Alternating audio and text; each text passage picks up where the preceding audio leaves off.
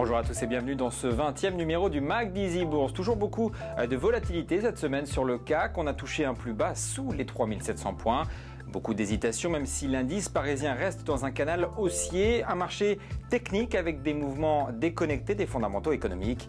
Un marché avec un objectif maximum de reprise légèrement au-dessus des 3900 points. Le fait de la semaine, c'est la devise européenne, l'euro toujours au plus bas. Globalement, les inquiétudes persistent. Il y a la Grèce évidemment, dont Bruxelles a validé le plan de réduction du déficit. Mais le Portugal peine aussi à se financer. Ses obligations ont chuté cette semaine, alors que le pays fait partie des maillons faibles de la zone euro. Clairement, les investisseurs hésitent à faire confiance au Portugal. Comme chaque semaine, on va décrypter les indicateurs qui feront réagir les marchés. Parmi les chiffres de la semaine, on prêtera attention mercredi à la production industrielle en France. Un indicateur qui a renoué en novembre avec une croissance positive. L'automobile a dopé, le secteur effet prime à la casse oblige. Jeudi, il faudra regarder du côté des États-Unis avec les ventes au détail pour le mois de janvier. Mais l'événement macroéconomique de la semaine, ce sera vendredi en Europe, la publication du PIB en zone euro dans la foulée des pays européens. Alors que faut-il attendre? La réponse de Philippe Wechter.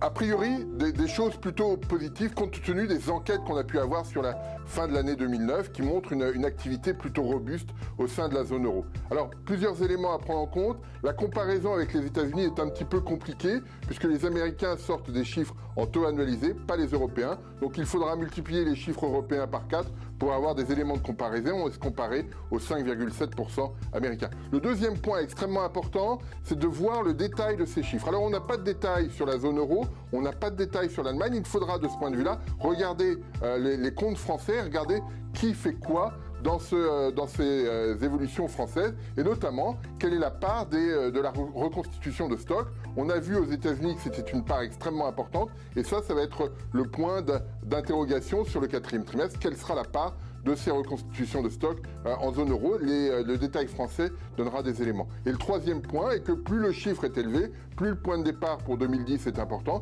et de ce fait-là, plus la croissance attendue pour 2010 pourra être réévaluée. Tout de suite, on découvre la valeur de la semaine. La valeur de la semaine, c'est Eurotunnel, l'exploitant du tunnel sous la Manche, un groupe à l'histoire boursière tourmentée qui a su entamer une vraie restructuration. Et alors que le ferroviaire connaît un retour en grâce avec les exigences de développement durable, le titre Eurotunnel offre une visibilité particulièrement bonne, comme nous l'explique Lionel Heurtin. Nous devrions voir en fait une augmentation du chiffre d'affaires régulière sur les 2-3 prochaines années. En effet, ils vont désormais desservir Amsterdam. Donc le nombre de passagers devrait augmenter, et aussi ils sont en train de travailler pour augmenter leur part de marché au niveau du ferroviaire. Sinon le tunnel n'est utilisé qu'à 50% de sa capacité.